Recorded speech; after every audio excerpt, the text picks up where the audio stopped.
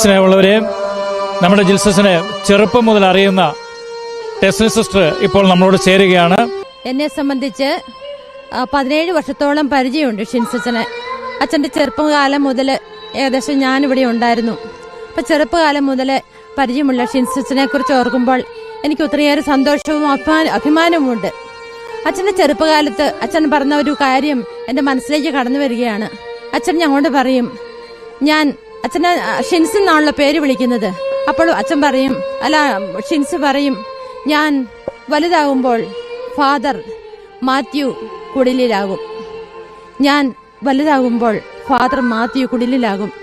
അങ്ങനെ അച്ഛൻ്റെ പരിശീലനവും പഠനവും ഒക്കെ പൂർത്തിയാക്കി എത്രയേറെ സന്തോഷത്തോടു കൂടിയാണ് അച്ഛൻ ബലിവേദിയിലേക്ക് കടന്നു വന്നത്. ആ രംഗമൊക്കെ ഞാൻ നന്നായിട്ട് ഓർക്കുന്നുണ്ട്.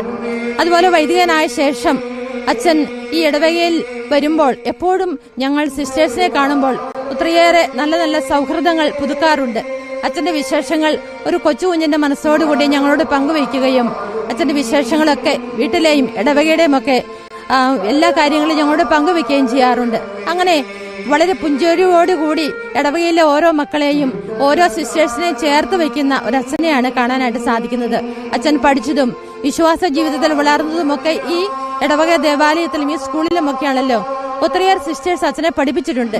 അതുപോലെ നഴ്സറി സ്കൂളിലും അച്ഛൻ പഠിച്ചിട്ടുണ്ട്. ആ വലിയ ഒരു സൗഹൃദവും സ്നേഹവും ഇന്ന് ഞങ്ങൾക്കുണ്ട്. ഇന്ന് അച്ഛൻ ഞങ്ങളോട് വേറെ പിരിയുമ്പോൾ ഒത്തിരിയേറെ സങ്കടം ഞങ്ങളുടെ മനസ്സിലുണ്ട്. പക്ഷേ അതെല്ലാം ദൈവ കൃപയുടെ മുമ്പിൽ, ദൈവകാരുണ്യത്തിന്റെ മുമ്പിൽ ഞങ്ങൾ വിട്ടുകൊടുക്കുന്നു. അച്ഛന് നിത്യശാന്തി ഞാൻ നേരുന്നു.